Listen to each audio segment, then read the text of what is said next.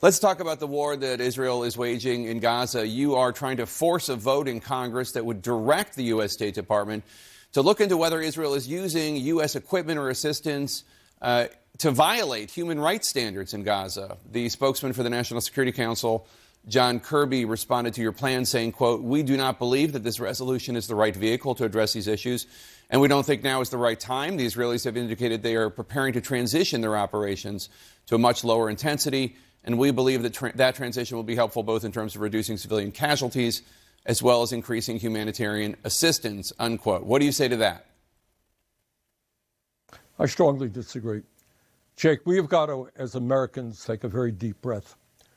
What is going on in Gaza right now is a horrendous humanitarian catastrophe. We're looking at 23,000 people who have been killed, almost 60,000 have been wounded, and 2/3 of the people who have been killed are women and children.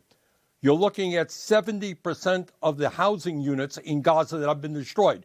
Jake, if I use the word Dresden, Germany to you, you think about the horrific destruction during World War II of that city. What is going on in Gaza now in 3 months is worse than what took place in Dresden over a 2-year period. This is a catastrophe. And now, according to the United Nations, after you have 1.9 million people displaced from their homes, they don't have food, they don't have water, they don't have medical equipment, they don't have fuel. What you are looking at is imminent starvation. Children are starving to death. So my view has been from the beginning, Israel has a right to respond to this horrific terrorist attack from Hamas. But you do not have a right to go to war against an entire people, women and children.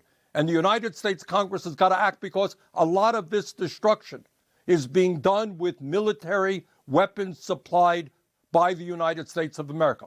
And what the resolution that I'm introducing is about, it's consistent with the Foreign Assistance Act. It says that if American military assistance is given to any country, Saudi Arabia, Israel, any other country, it has got to be used consistent with human rights, international human rights standards, and American law.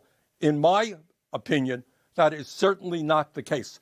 We have a horrific humanitarian catastrophe. We cannot turn our backs on it. Congress has got to start moving to protect children in Palestine.